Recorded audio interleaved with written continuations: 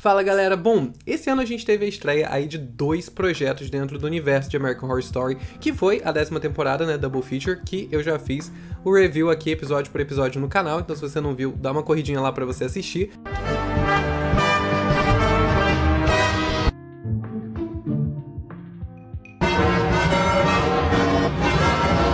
Também a gente teve a estreia de American Horror Stories, que foi um spin-off aí de American Horror Story. Não foi o primeiro, né? Vale a gente lembrar aí também que American Crime Story também é um spin-off de American Horror Story, apesar de ter bem menos semelhanças aí com o tipo de entretenimento da série do que American Horror Stories teve, mas foi anunciado pelo Ryan Murphy como um spin-off, né? Então, né, um spin-off. Mas de qualquer forma, American Horror Stories veio aí com uma proposta bem diferente de American Horror Story e American Crime Story, que foi a proposta de fazer uma série antológica por episódios. Então, cada episódio da temporada ia ser uma história diferente, sem em teoria nenhuma conexão. Como uma das coisas que vocês mais me pediram aqui no YouTube foi o review de American Horror Stories, e eu não consegui fazer aqui no YouTube, apesar de que eu fiz lá no Instagram através de lives todas as semanas, ou pelo menos de 15 em 15 dias, eu fiz review de todos os episódios, sim, de American Horror Stories. Eu vou trazer aqui pra vocês em forma de vídeo mais organizado, um pouquinho mais completo aí, o review de cada um dos episódios da série. Então eu vou dividir esse vídeo em 2 partes, essa aqui é a parte 1, a parte 2 vai vir em breve. Antes de começar a falar de American Horror Stories, já quero pedir pra vocês se inscreverem aqui no canal, seguir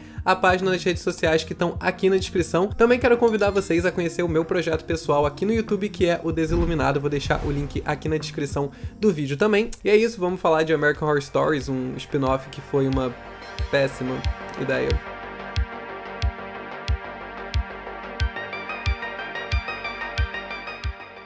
Bom, o piloto de American Horror Stories e o episódio seguinte já começam quebrando um pouquinho aí, né, o que disseram que a gente ia receber desse projeto, que era uma história por episódio. A gente já viu que nesse episódio a gente tem Rubber Woman parte 1 e que no seguinte, né, em teoria a gente vai ter aí o Rubber Woman parte 2.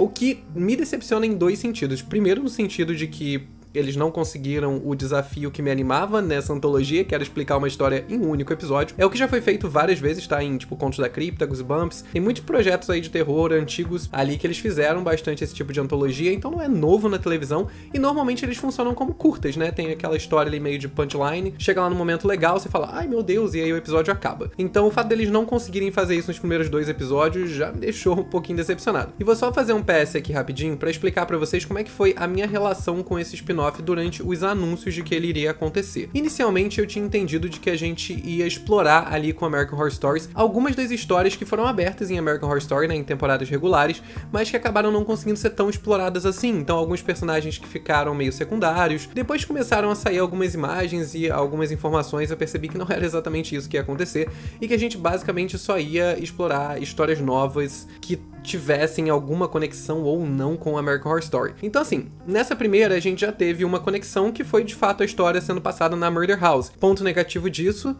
a Murder House. Ninguém aguenta mais a Murder House, Ryan Murphy. Ninguém aguenta. Eu, inclusive, tô quase propondo da gente fazer um apoia-se pra Murder House, e aí todo mundo paga mensalmente um aluguel da casa, e aí a gente proíbe o Ryan Murphy de entrar lá com a equipe dele.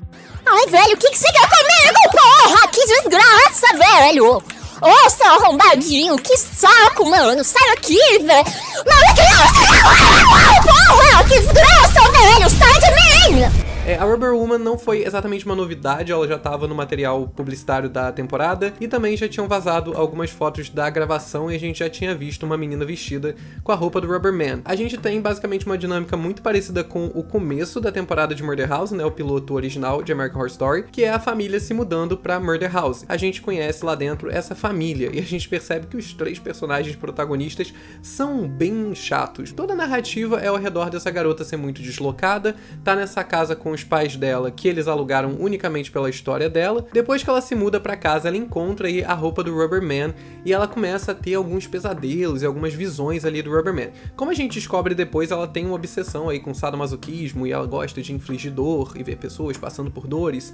É o que eu chamaria de sociopatia, mas ela chama de um prazer sexual dela. E aí depois de um dos diálogos mais bizarros que eu já vi na minha vida no roteiro, que é o diálogo em que os pais sentam e questionam ela sobre ela curtir sadomasoquismo e falam que invadiram o histórico do computador dela, uma coisa, enfim, ruim, diálogo ruim, tá? Isso, inclusive, vou falar bastante aqui. Diálogo ruim a gente tem de sobra, roteiro ruim tem de sobra, mas esse é um ótimo momento pra gente observar o quanto esse roteiro é ruim.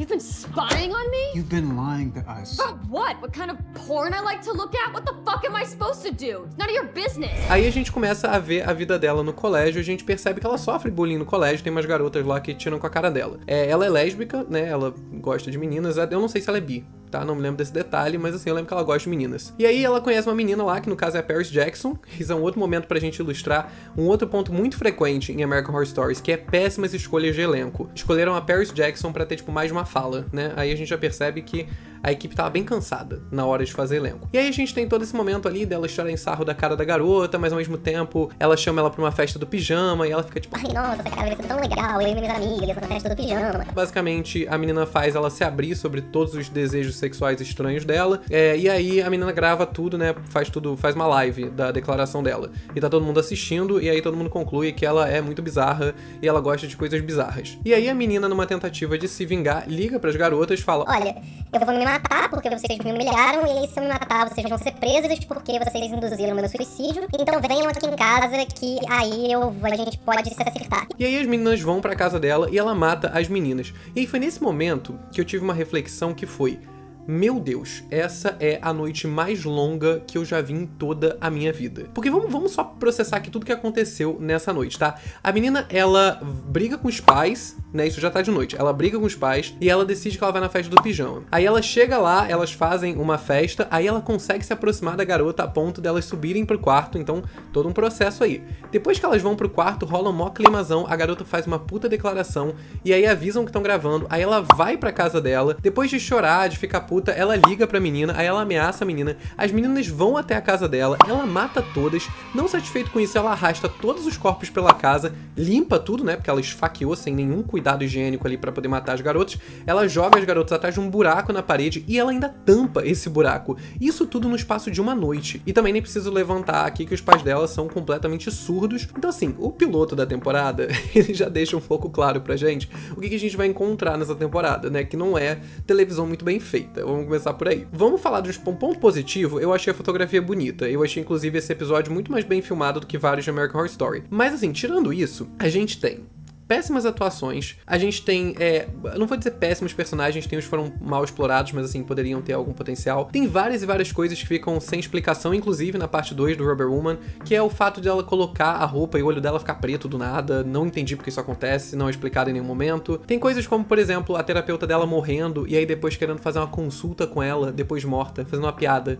Hey, você não quer conversar sobre isso? Você matou 4 pessoas, você deve estar querendo falar sobre seus sentimentos. Enfim, aí a gente vai pra segunda parte do Rubber Woman, que é o segundo episódio de American Horror Stories. Nessa segunda parte, a gente consegue descer um pouquinho mais nessa ladeira com a introdução de Kaia Gerber no elenco, né? Eu sei que a mina já tomou muita porrada online, eu sei que todo mundo ficou puto que ela é muito ruim, eu entendo que já é de consenso geral da humanidade que a Kaia Gerber não é uma boa atriz, mas eu preciso dizer, porque tô aqui pra fazer um review crítico, tá? Não é pra incitar ódio na garota, não. Não vai lá xingar ela em rede social, não. Fica só comigo aqui. Eu acho que ela é a pior escolha de elenco que eu já vi em todas as temporadas de American Horror Story. Ela é provavelmente uma das piores escolhas de elenco que eu já vi na minha vida. Eu nunca vi uma pessoa com tão pouco talento no elenco dessa série. Nunca. É nível websérie de faculdade. Muito, muito ruim. Mas eu não vou jogar a culpa na garota, tá? Porque a gente tem uma equipe toda ali paga pra escolher um elenco. E eles escolheram essa garota e a Paris Jackson no mesmo episódio. Então, bom, basicamente o plot de Rubber Woman parte 2 é que as meninas que estão mortas lá dentro da casa pela protagonista chata, elas ficam putas, falam, porra, cara, tu me matou, mano, agora a gente vai ter que te matar também. E aí a Kaia Gerber, que é, tipo, literalmente a pessoa menos intimidadora do universo inteiro, é a responsável por impedir essa treta. Ela se mete no meio e fala, olha, aqui não, comigo aqui vocês não vão matar ela. Olha como vocês têm que ter medo de mim. Eu tenho um canivete e uma jaqueta de couro. E aí ninguém chega perto da garota unicamente por causa dela. Pra mim, furo de roteiro. Não faz nenhum sentido. Aí a gente tem um outro plot que, só um PS. A terapeuta continua lá, fazendo terapia, morta, tá? Só pra deixar claro que eles não pensaram do primeiro pro segundo episódio que isso não foi uma boa ideia. Eles mantiveram. E aí a gente tem o segundo plot, que é um carpinteiro sendo contratado por um dos caras do casal gay, E aí a gente tem mais um estereótipo reforçado, que é o gay não consegue ficar no relacionamento. Ele adora uma putaria. Então o cara vai pra lá e aí ele começa a criar uma tensão no meio do casal, porque afinal ele é gostoso, né? E aí, que gay resiste a outro gay, não é mesmo? Bom, basicamente enquanto o assistente desse carpinteiro está fazendo o trabalho, eles descobrem os corpos que a filha deles escondeu atrás da parede, né? No que ficou conhecido aí por mim como a noite mais longa da história. Bom, depois de mais algumas tretas ali, a gente descobre que os dois pais da menina estão mortos, o carpinteiro mata o assistente dele também, enfim, nesse momento você já aceitou que o roteiro é ruim. E a gente descobre que quem matou os pais da menina foi a namoradinha dela, né, interpretada por Kaia. E aí ela fala, Ai, me matei com eles pra você não ter mais motivos pra ir embora. E a menina fala, Cara, que merda, eram meus pais, mas assim, eu te amo bastante, então eu não vejo tanto problema assim. E aí a gente percebe que a gente tá ali numa noite de Halloween, a noite em que os espíritos podem andar pelas ruas e sair da casa. E aí a gente tem a Kaia e a menininha protagonista indo pra uma festa de Halloween. Basicamente pra elas poderem entrar numa casa, tipo uma... enfim, Haunted House da vida, e matar pessoas lá dentro, porque afinal lá ninguém perceberia que elas estavam matando, porque Halloween. E aí as meninas que querem matar ela falam, Pô, vamos esperar ela sair de casa, porque lá fora não vai ter menina pra proteger ela. A gente consegue despistar a garota e mata ela. E aí no final a gente volta no amanhecer pra porta da Murder House, aonde a gente tem a garota que tá protegendo a protagonista e todas as 4 que querem matar ela. 4, tá? Lembrando que a gente tem como frente de ataque pra essas 4 garotas a mina que tem a jaqueta e um canivete. E elas não conseguem, não tem como matar essa garota. Não tem como. Nesse momento a gente percebe que as garotas param todas em volta dela, ninguém enfia uma faca nela, ela ainda tá do lado de fora da casa. Se elas matassem a garota ali, elas cumpririam o plano que elas pensaram, que era separar as duas. Então, se ela morresse naquele exato segundo, elas ainda conseguiriam o que elas queriam, mas elas decidem não matar. Basicamente, elas são convencidas pelo pior argumento do mundo, que é a protagonista falando, cara, eu vou embora daqui, eu só quero pegar minhas coisas e ir embora, eu não vou vir mais aqui. Só que, tipo assim, vamos pensar aqui no plano. As minas estavam puta porque ela matou elas. E aí elas queriam separar as duas. E aí ao invés de fazer isso, elas deixam a garota ir embora porque ela promete nunca mais voltar. Mas por que eles só não matam e aí garantem que ela não vai voltar? Não faz nenhum sentido com o propósito desses personagens. Elas tinham uma única ambição e elas simplesmente abandonam isso na hora que elas mais podem conseguir o que elas queriam. Não faz nenhum sentido. E também faz muito menos sentido a garota ir lá toda vez no Halloween. Não entendi por quê. Até porque no final ela chega e entra na casa pra ficar com a garota, que é o único dia que a garota pode sair. Nada faz sentido. Que episódio mal escrito, que desespero, 2 horas desperdiçadas da minha vida pra chegar no final dessa história horrível e nada fazer sentido. Bom, finalizando aí mais essa visita que ninguém solicitou na Murder House, a gente vai pro 3º episódio de American Horror Stories, que foi o Bad Santa, né? A tão esperada por mim, pelo menos, participação de Danny Trejo nessa série. Bad Santa basicamente conta a história de um grupo de adolescentes que tem adolescentes não, eles são claramente adultos, tá? Não sei se a ideia eram ser adolescentes, mas eles não são. Que tem um canal no YouTube que chama Bros House, onde eles basicamente fazem um monte de merda, e aí todo mundo assiste eles porque... não sei porquê. E aí um dia esses jovens estão ali embaixo de umas pontes e eles percebem que o cara vai se jogar dessa ponte. E aí, em vez deles ajudarem, fazendo alguma coisa, eles vão lá e filmam o cara se jogando, porque eles são uns bosta, basicamente por isso. E aí depois que eles filmam isso, eles decidem publicar, a fama deles vai pro lixo, né, porque, também não entendo muito porquê, porque assim, eles faziam um monte de merda, mas aparentemente eles passaram dos limites pros fãs deles, né, essa merda tava completamente fora dos limites. E aí quando eles começam a ver que eles estão perdendo fãs, eles começam a apelar pra 1 milhão de coisas, e no final, quando eles já não tem mais pro que apelar, eles vão lá num shopping que tá tendo um eventozinho de Natal, e quando eles estão nesse shopping, eles decidem humilhar o Papai Noel e as assistentes dele. No final das contas, eles vão pra casa, o Papai Noel decide se vingar deles, né? Vai na casa deles e mata todo mundo. No processo que ele tá matando todo mundo, ele decide fazer uma transmissão ao vivo no canal deles e meio que faz a morte deles e a humilhação deles ser um entretenimento no lugar da humilhação que eles provocavam nos outros. Pelo menos isso foi o que eu tirei desse roteiro. Eu queria fazer um PS sobre esse episódio, que tem um cara chamado Menikoto, que ele foi um dos responsáveis por esse roteiro. E eu tô chamando aqui a atenção sobre ele porque lá no final do 2º vídeo, na segunda parte desses reviews de American Horror Stories, eu vou falar um pouquinho sobre esse cara e por que eu acho que ele tem uma certa influência no que tá rolando com a American Horror Story e, né, adjacências. Bom, coisas que eu gostei nesse episódio. absolutamente nada. Coisas que eu não gostei nesse episódio. Mais uma vez a gente teve uma completa falta de conexão com a realidade. É mais uma vez a realidade que a própria série se propôs a passar, né? A série é passada no nosso mundo, eles usam as nossas redes sociais, e por ser uma história passada na nossa realidade, eu espero que ela converse com a nossa realidade. E assim, vou tentar ilustrar aqui com uma referência brasileira pra ver se a gente consegue chegar na mesma página. Sabe Malhação? Que é uma série com protagonistas jovens, que é feita pra jovens, mas parece que não tem nenhum jovem nem próximo de qualquer parte do planejamento e execução daquele projeto. É o que me pareceu esse episódio. Sabe quando você pega, assim, um personagem de Malhação que tem, sei lá, 16 anos, e ele vira pra um outro personagem e fala: nossa, cara, por que minha namorada não tá teclando comigo? E aí você pensa, cara, quem fala teclando? Ninguém que você conhece, porque as pessoas que escreveram isso têm 60 anos de idade, mas elas acham que os jovens falam teclando. Então esse episódio me soa um pouco Malhação. É aquela coisa do vamos tentar fazer uma coisa que os jovens estão fazendo, mas eu não faço ideia do que os jovens estão fazendo. Então é uma coisa tão caricata, é uma coisa tão exagerada, que não parece nada que você vê no YouTube. O que pra mim não é muito difícil de fazer. A gente já teve vários projetos audiovisuais que imitavam a realidade de uma forma que enganavam a gente. Então assim, é só você pegar o que as pessoas realmente fazem e fazer. Mais uma vez, um roteiro extremamente mal executado, um roteiro muito mal escrito. O final do episódio, pra mim, tem vários furozinhos ali no sentido de que como é que o Papai Noel conseguiria instalar aquelas câmeras todas na casa? O garoto abre a geladeira, tem uma câmera dentro da geladeira, tem o rolê todo do Papai Noel sem aparentemente nenhuma equipe criminosa por trás, porque isso não é mostrado pra gente, conseguir hackear o site deles e conseguir conectar todas aquelas câmeras num único stream. Então, assim, todas essas coisas, né, botando isso nas costas de um idoso que é um assassino Papai Noel de shopping, não faz muito sentido ele ter esse entendimento todo de tecnologia, e pra mim, como não deu nenhum contexto pra isso, é um pouco furo de roteiro sim, tá? A gente quer apresentar coisas no roteiro, a gente tem que embasar essas coisas. Se a gente não vai ter tempo de embasar essas coisas, a gente não apresenta essas coisas. É assim que funciona. E o último episódio que eu vou estar fazendo review aqui nessa parte do vídeo vai ser o Drive-In, que foi o 4º episódio. Resumindo muito, é o episódio do Drive-In, a gente acompanha um garoto que ele quer muito transar. Ah, esse é o plot principal do episódio, por mais bizarro que isso pareça, ele só quer transar. E ele não consegue transar com sua namorada. E aí os amigos dele falam: cara, peraí, mas tem uma ótima oportunidade de você conseguir comer finalmente sua namorada. Vamos exibir um filme que ele é muito assustador.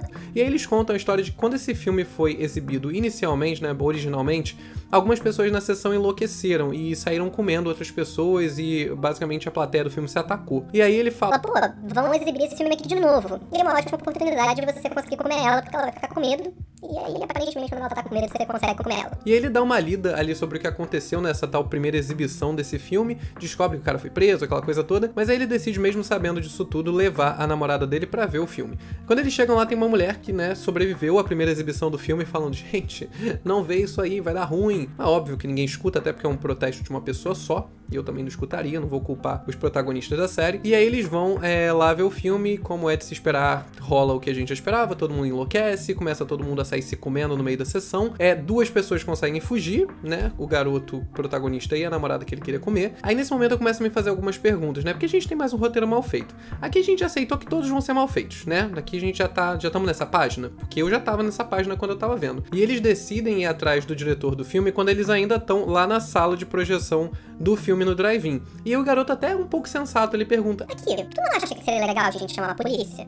Só, sei lá, pegando aqui que morreu um monte de gente. Que tu matou uma pessoa também. Você não acha que seria legal chamar a polícia pra resolver isso? E a mina fala, tipo: não, nós vamos nos vingar com nossas próprias mãos. Ele matou nossos amigos. O que não é um argumento que pra mim pesa, tá? Não me convenci, porque assim, primeiro ela devia estar traumatizada, assustada, em choque, ela não tava. Segundo, porque justamente por terem acontecido essas coisas todas, ela deveria estar chamando a polícia. O garoto também ignora completamente esse lapso de sensatez dele e faz só o que a garota quer mesmo.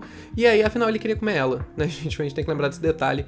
O grande plano era comer ela, então melhor fazer o que ela quer. Ela decide só ela e uma arma ir atrás do diretor do filme, aparentemente pra matar ele, né? Porque além de não querer chamar a polícia, ela tinha também o plano de se tornar uma criminosa, né? Ela queria deixar de ser uma vítima e se tornar uma criminosa pra ir não só não prender e não punir o diretor do filme, como ela sair como uma pessoa problemática e criminosa e ser presa.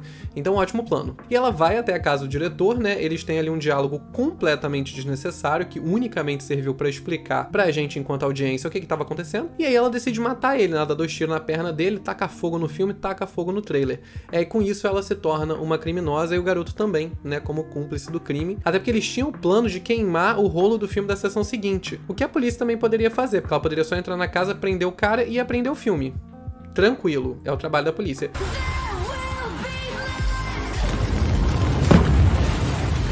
Mas o melhor de tudo é que, por mais que essa conclusão já tenha sido tenebrosa desse roteiro, eles ainda por cima vão pra casa, né? Não vão falar com os pais, não vão buscar um tratamento psiquiátrico, nada. Eles só vão pra casa, sem nenhum acompanhamento de ninguém. Eles passaram por isso. Eles viram amigos, tipo, literalmente devorando, canibalizando outros amigos.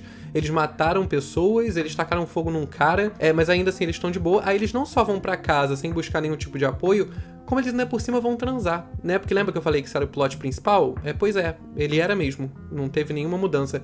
No final das contas, ele só queria transar. E eles conseguiram.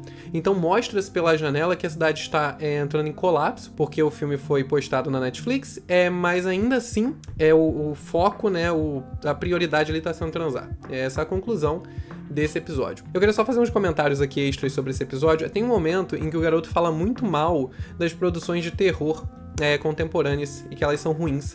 E eu achei isso muito engraçado e audacioso de estar inserido num roteiro horrível de terror, né? Em que ele se sentiu na liberdade de criticar outros roteiristas, sendo ele um roteirista muito ruim.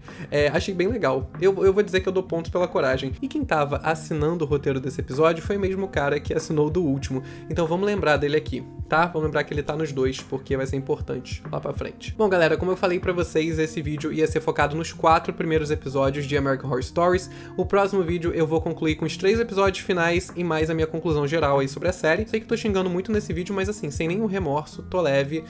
De fato, foi a pior coisa, na minha opinião, que o Ryan Murphy já fez na vida inteira dele. Então eu tô muito feliz de poder estar finalmente botando pra fora, num especial de 2 partes, todo o meu ódio por essa produção extremamente preguiçosa. Então é isso, espero que vocês tenham gostado. Se vocês gostaram do vídeo, não esqueçam de curtir ele, de se inscrever aqui no canal e também de deixar o comentário de vocês aqui embaixo, dizendo aí qual foi o episódio que vocês menos odiaram, ou vai que vocês gostaram, né? Também eu tô aqui supondo que ninguém gostou. Mas vai que vocês gostaram. Então comenta aqui embaixo se vocês gostaram também e, consequentemente, me odeiam por estar xingando ele há 20 minutos. Eu vou ficando por aqui e até o próximo vídeo.